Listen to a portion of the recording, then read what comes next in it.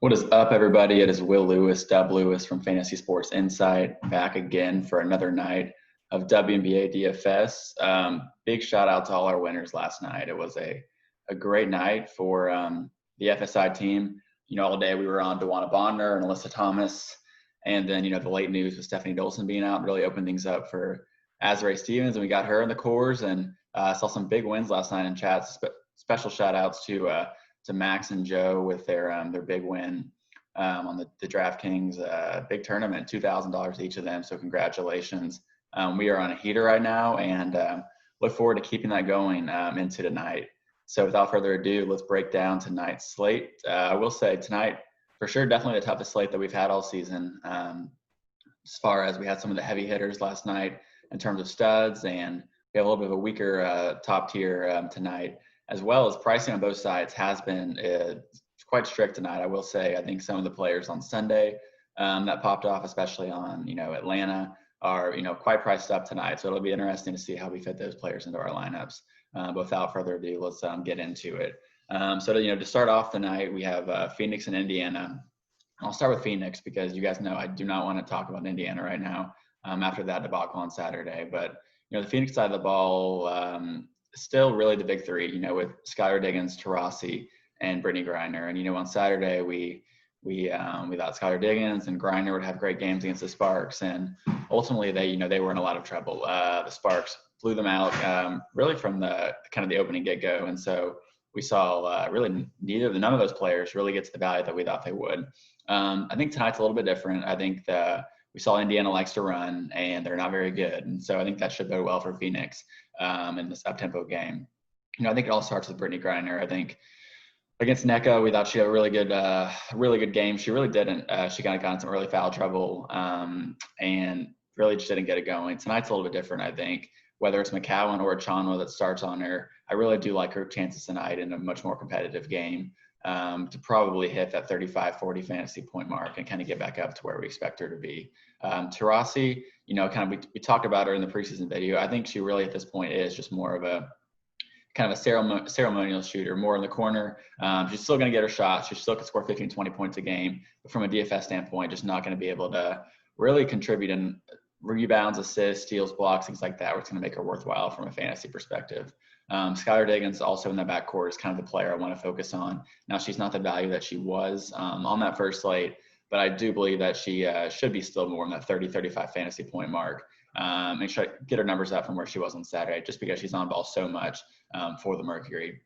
Overall, the Mercury, I think one of our members mentioned this in chat a couple of days ago. Without Dewana Bonner this year, they're going to take a little bit of time to get going. Just not being able to have that wing that can kind of cut, make the play happen for themselves is going to be interesting.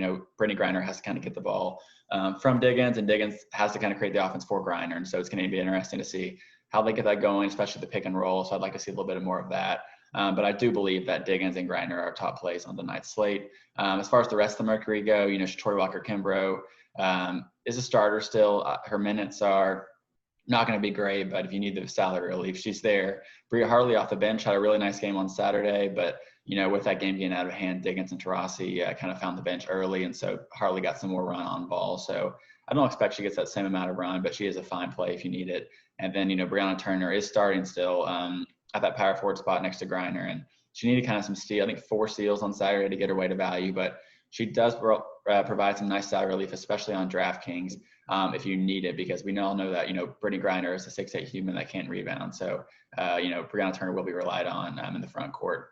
And then I wouldn't be chasing Kia Vaughn. Even, she had a nice game on Saturday, but, with Griner's minutes really limited, Kia Vaughn got a lot more run. So I do not expect that again tonight. Now moving over to the Indiana side of the ball, Saturday, we got really crushed by, the Fever. We thought, McCowan would be, their go-to, she is their centerpiece of the future, but she didn't even get the start. The coach decides to bring her off the bench and start at Chanwa instead, which is, a shock to many. And then McCowan goes on to play only 14 minutes. And, there was a tweet from one of the reporters over the weekend saying McCowan's expected to get more minutes tonight.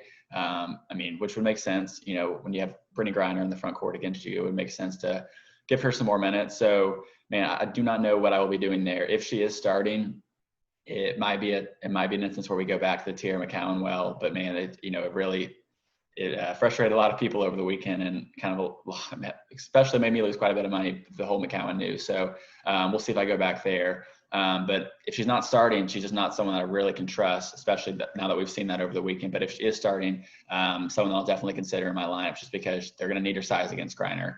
Natalie Achonwa, if she does get the start at center, I think she's fine. Griner's going to be able to work her. And I expect they probably bring McCowan pretty quickly regardless. But really, Achonwa's upside at this point, I just do not really know what it is, especially with McCowan and Dupree. And now you have Lauren Cox that, that's joining the team too. So I just don't know what the minutes could look like there. Candice Dupree, kind of on the back end of her career at this point, always a fine cash play, but she's not really going to have that tournament winning upside.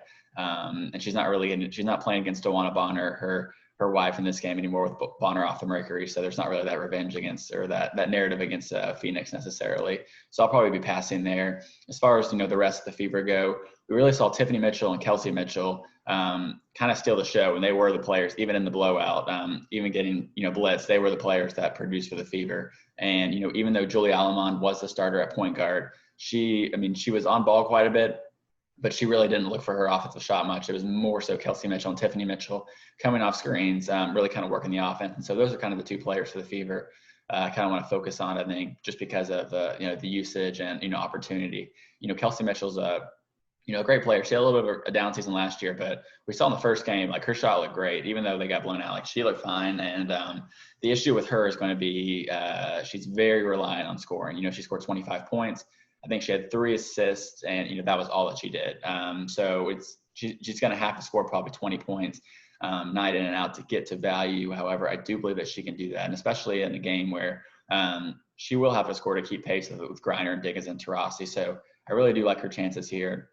Also like Tiffany Mitchell quite a bit. I think you get a discount on her.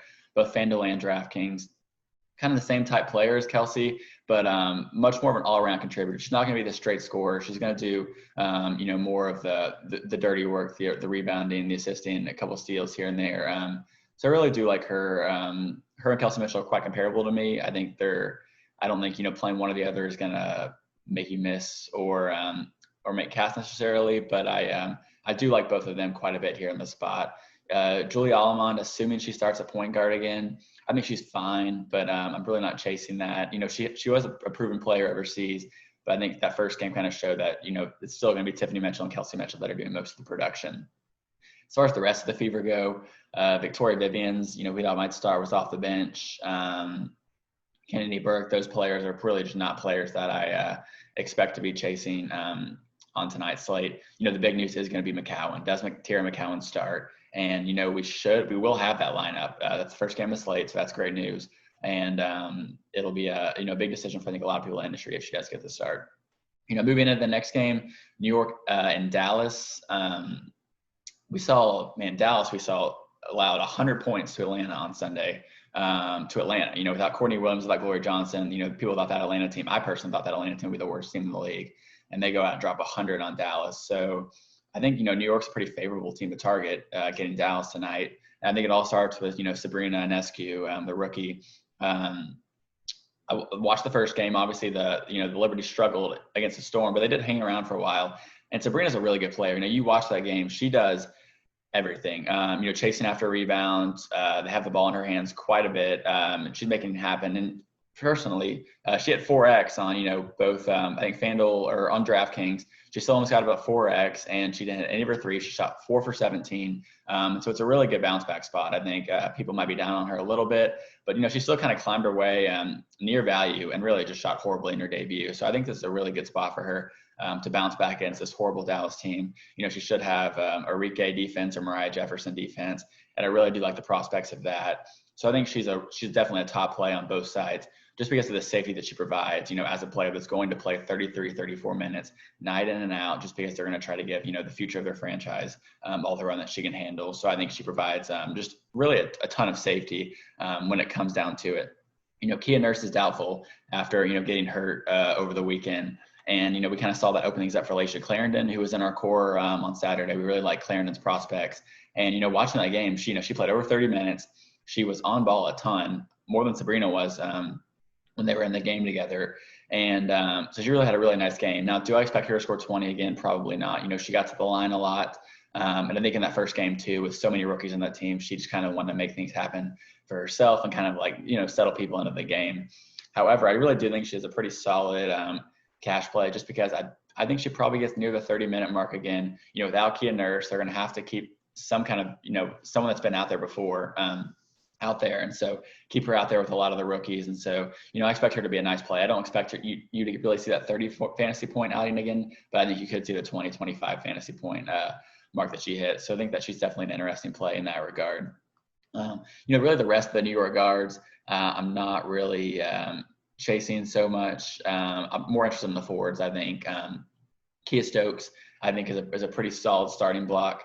We saw she's not the value that she was on slate 1, but Kia Stokes in her career, when she's gotten the run, she's always been a great rebounder. And if she can get the blocks and steals and a couple buckets to go with that, I think she's going to be able to produce. And this is a good game for her, a good spot for her to probably grab 10, 11 rebounds, in 25, 28 minutes, and also be able to contribute in steals, blocks, and points, just because, Dallas plays pretty loose, still a young team. So I think you could see Kia Stokes have a really nice game. Amanda Zawi as well, I think is pretty fairly priced, especially on FanDuel. She, I think, got a little bit of foul trouble over the weekend. Didn't play a ton of minutes. However, she's still a really talented player. And this is a much easier spot than it was against Seattle. Stewart and Howard weren't exactly, the team that you want to go up against. And so tonight she gets, Endower and Harrison. I really do like the prospects for her here. I will say, though, with Megan Walker now being back in the wobble, I guess they've been calling it, the minutes for Zawi and Stokes could be cut into a little bit. I don't know Megan Walker's status, how much she would play if she does get out there, but that'll be something to monitor.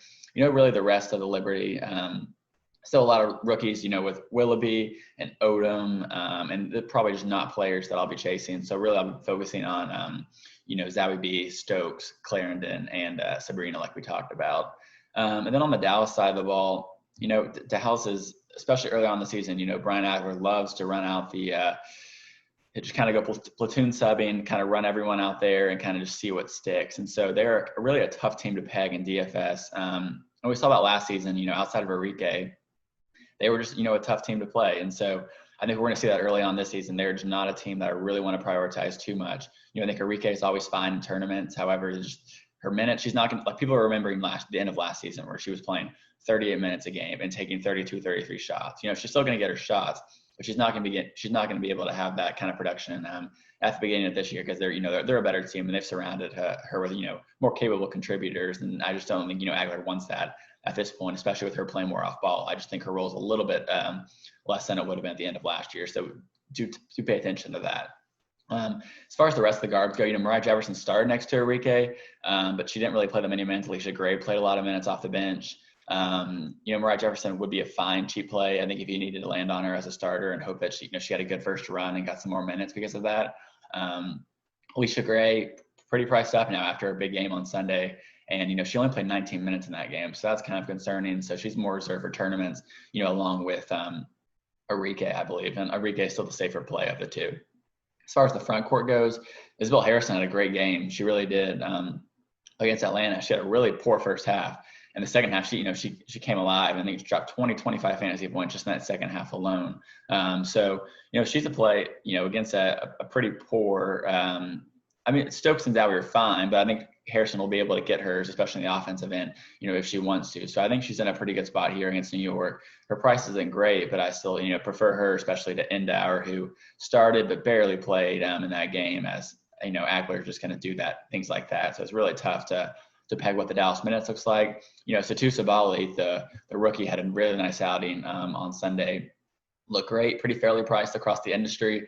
Again, we don't necessarily love rookies in DFS.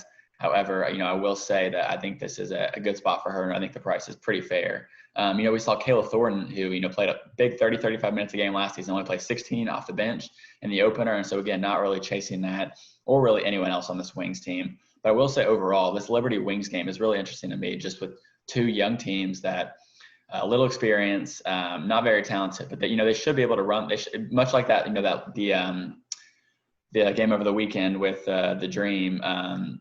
and the wings, just how fast played that was, and just how much production there was. This could be a lot like that with just this could be possibly a game to stack. And again, Dallas is not a team that I necessarily love, but I think there are players here and there, especially on the Liberty side of the ball, that you could find in your lineups, just because I really do like the possible upside of this game. And then moving into the last game of the night, we have Atlanta and Las Vegas. Two interesting teams now because they're both really priced up, especially Atlanta after the big outing over the weekend. And we'll start on the Atlanta side of the ball. Chindi Carter was a play that I touted over the weekend as a top play without Courtney Williams, and she went on dropped 40 fantasy points as a rookie, which is just incredible. Had a great game. Really is going to do it all for Atlanta. She kind of creates everything for the team. However, her price on FanDuel is fine, but now DraftKings has her priced up to 10,000. So a 4,000 jump in 2 days is pretty incredible. So that's a really tough ask for her to go out and hit 37, 40 fantasy points again, especially on DraftKings. So that's a pretty tough sell. I like her more on FanDuel, definitely around 6. I think she's 6.3 on FanDuel. So pretty fair price there, but still a rookie. So we have to temper expectations a little bit, but she did look really good over the weekend, and she is, she's going to be creating everything for the Dream as long as Courtney Williams is out. Betnijah Laney started next to her with Shakina Strickland. And, Betnijah Laney was someone that I read some articles in the preseason about how much better she's looked. And, Coach Collin brought her in thinking about, her defensive prowess, but didn't realize how good on offense she was. And, she showed that, 35% usage rate on Sunday, 19 points. And if she didn't have those 6 turnovers, she would have had an even bigger game. So I really do like her. Both sides is a solid play. She played 34 minutes. That's going to be something, again, that we're chasing early on in the season is the players that are playing minutes. So I really like that. Shakina Strickland, scored 16 points, scored 17 fantasy points. That's how she works. That's her game. So she's going to have to score 15 or 20 real points really to get to value. But, she could do that. But it's a tougher matchup here. So, I would temper my expectations a little bit. The rest of the Atlanta guards, really staying away. Dietrich had a pretty good game, but not someone I think I'm probably chasing tonight. As far as the forwards go, it's all about Monique Billings. You saw her. I wrote her up as a top play. She goes for 55 fantasy points, 11x on FanDuel. I saw some big screen because of that. And both sides now. She's 6'6" on. She goes from 4.9 to 6'6" on FanDuel, and gets a nice hike in price on DK as well. That being said, I really still do like Monique Billings a lot because she's a really talented player. And, I wouldn't have touted her as such a great play if I didn't think that the opportunity without Breland, without all those players from last year was there. And so I really do like her again tonight. Now, obviously, whatever kind of game she has will not be able to pay off that kind of value that she did over the weekend. However, I think she still could return 5-6x on the price. However, I don't think she's a must just because of the pricing. At 6.6 on FanDuel, I think 9.3 on DK is a little bit different. So, I would temper expectations when you're plugging her in as far as value goes. I still do like Elizabeth Williams. She didn't have as good of a game as Monique Billings, but still, because of that, she's pretty fairly priced on both sides. So I really do like her and Billings, although the matchup is quite a bit tougher here against the Aces. So I don't think either are necessarily must plays in your lineups tonight. Kind of to round out the Atlanta side of the ball, really, that's kind of it. You have Billings, you have Williams, and then without Glory Johnson, Kalani Brown, all those players, you really want to focus on those players that are playing big minutes. So Chindi Carter, Betnijah Laney, Elizabeth Williams, Monique Billings, all should play 30-plus minutes if this game stays close. So that kind of rounds out, the Atlanta side of the ball. And then we go over to Vegas.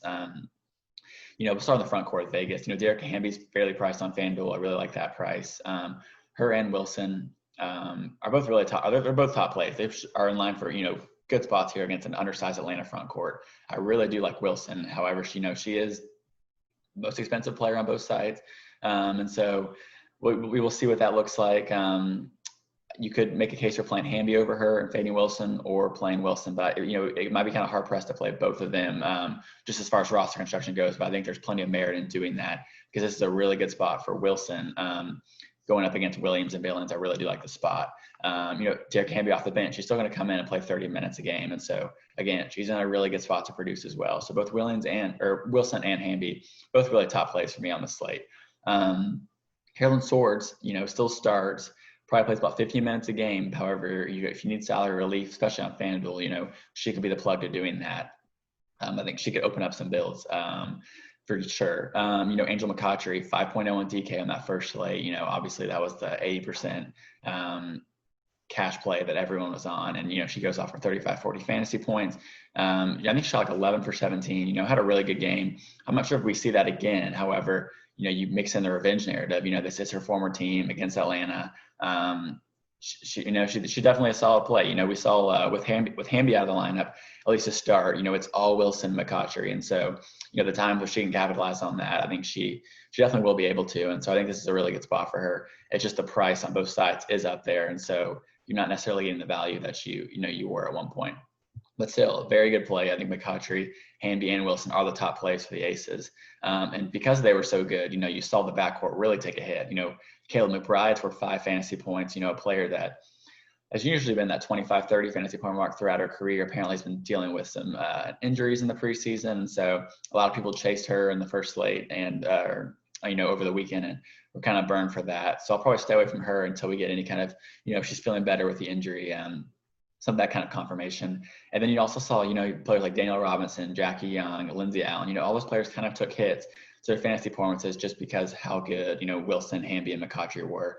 And I think that's what you're going to kind of see this season is that that's kind of going to be the big three for the Aces. And, kind of the rest of the guards and the other players are just not going to take more secondary roles, backseat roles, if you will. And now I think Sugar Rogers is healthier, and so she'll get thrown into the mix, and it will kind of be platoon substituting for Coach Lambier. And so that's something I kind of want to stay away from early on. And that kind of sums up, game 3, and that wraps up, the breakdown of all 3 games. And, something I will say is, I read some of the other articles and content out there, and, I read an article yesterday saying that Candace Parker was back in her hometown yesterday against Chicago. Like there's actually subscribers or content, providers out there that think that there's games being played in different cities right now, which is just, mind boggling. So, I will say, the content that you're getting at Fantasy Sports Inside is, far and away, better than what you're going to get anywhere else, with the video breakdowns and the core plays night in and out, it's just going to be a big difference maker. You saw that last night with some of the big wins that we had members have, the FSI members have last night. And so we're going to keep it rolling again tonight, even with a tough slate, we're going to bring in again and, have another great one. So look forward to hopefully seeing you guys in chat. All right, y'all take it easy. See you.